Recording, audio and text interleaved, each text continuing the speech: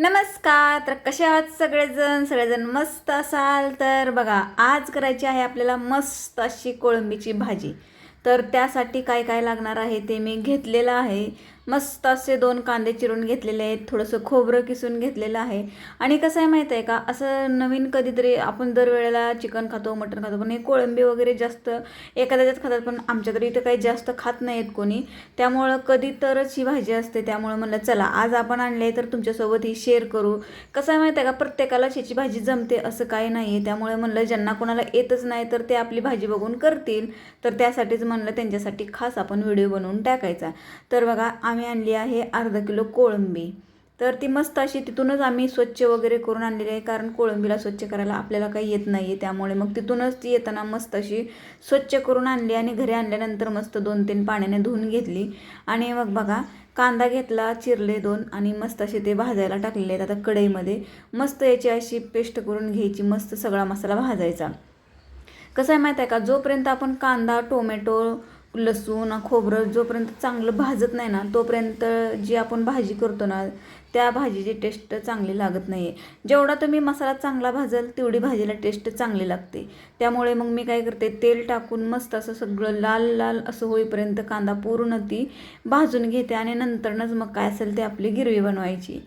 तर मी प्रत्येक भाजीला असंच करते बरं का. असं काही नाही की ह्याच भाजीला, मी कोणतीही नॉनव्हेजची भाजी असो, अंडी, मटण, चिकन असो, त्याच्यासाठी मस्त अशी गिरवी बनवून घेते. आणि माझ्या घरामध्ये ना जास्त गिरवीचीच भाजी बनवली जाते. कसं आहे माहीत आहे का, खोबरं टाकायचं म्हणलं तर मग काय होतं माहीत आहे का, जास्त खोबरं लागतं. मग मुलांना माझ्या कसं आवडतं माहीत आहे का, जास्त पातळ भाजी आवडत नाही.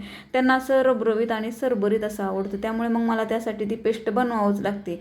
आणि खोबरं जर टाकलं तर मग ती जास्त भाजी होत नाही, त्यामुळे मग ते कमी पडतं. त्यामुळे मस्त असं आपलं गिरवीच बनवायची आणि गिरवीला टेस्ट आणायची असेल तर मस्त अशी ती भाजायची तेलामध्ये.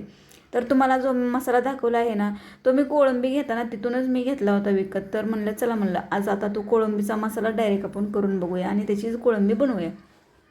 तर मस्त अशी गिरवी भाजायला मी टाकली. तर गिरवीमध्ये बघा, मी आता मला जेवढं पाहिजे ना तेवढं मी मीठ टाकलेलं आहे, थोडंसं अंबारी पावडर टाकली, थोडंसं आपल्या घरातलं काळं तिखट टाकलं आणि जो काही मी मसाला घेऊन आले होता ना कोळंबीचा, ती मी अर्धी पुडी टाकलेली आहे. कारण ती पुडी जी आहे ना, फुल पुडी 1 किलोला वापरायची आहे, पण आपण काही 1 किलो आणलेली नाही, अर्धा किलोची आहे. तर बघा, मस्त अशी ती माझी गिरवी भाजलेली आहे आणि जोपर्यंत त्या गिरवीचा कलर चेंज होत नाही तोपर्यंत ती तेलात मस्त परतून घ्यायची. जोपर्यंत तिचा कलर असा लाल लाल असा नाही तर काळपट होत नाही ना, तोपर्यंत ती भाजतच राहायचं. कसं माहिती आहे का, जेवढी आपण चांगली गिरवी भाजेल तेलामध्ये ना, तेवढी टेस्टीला खूप छान येते आणि चव खूप भारी लागते. तर बघा, मस्त माझ्या गिरवीचा कलर पण तुम्ही बघू शकता चेंज झाला आहे. आणि आत्ता मी लगेच त्याच्यामध्ये कोळंबी टाकलेली आहे.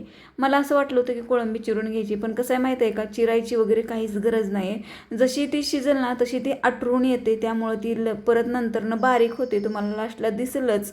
त्यामुळे मस्त असं मी त्याच्यामध्ये टाकून ते झाकून ठेवलं. आणि बघा किती मस्त असं त्याला व्यवस्थित कट वगैरे आणि किती मस्त पण दिसत आहे. इतका भारी वास येत होता ना, असं वाटत होतं की लगेच जेवायलाच बसायचं. कारण खूप छान लागते बरं का, कोळंबीची भाजी नेहमी खूप छान लागते. मटणाच्या भाजीपेक्षा पण कोळंबीचा रस्सा हा खूप भारी लागतो आणि मिस्टरांना आमच्या खूप आवडतो. तर बघा, मस्त अशी माझी कोळंबीची भाजी झालेली आहे. पण ही खूपच घट्ट झाली, त्यामुळे मी त्याच्यामध्ये थोडंसं पाणी ॲड केलेलं आहे, कारण सगळ्यांना पुरायला पाहिजे त्यामुळे. तर बघा, अशी मी थोडीशी, जास्त पण पातळ नाही काय नाही, मध्यम अशी मी भाजी बनवलेली आहे कोळंबीची. तर या सगळेजण खायला. कशी वाटली तुम्हाला कोळंबीची भाजी ते कमेंटमध्ये नक्की सांगा.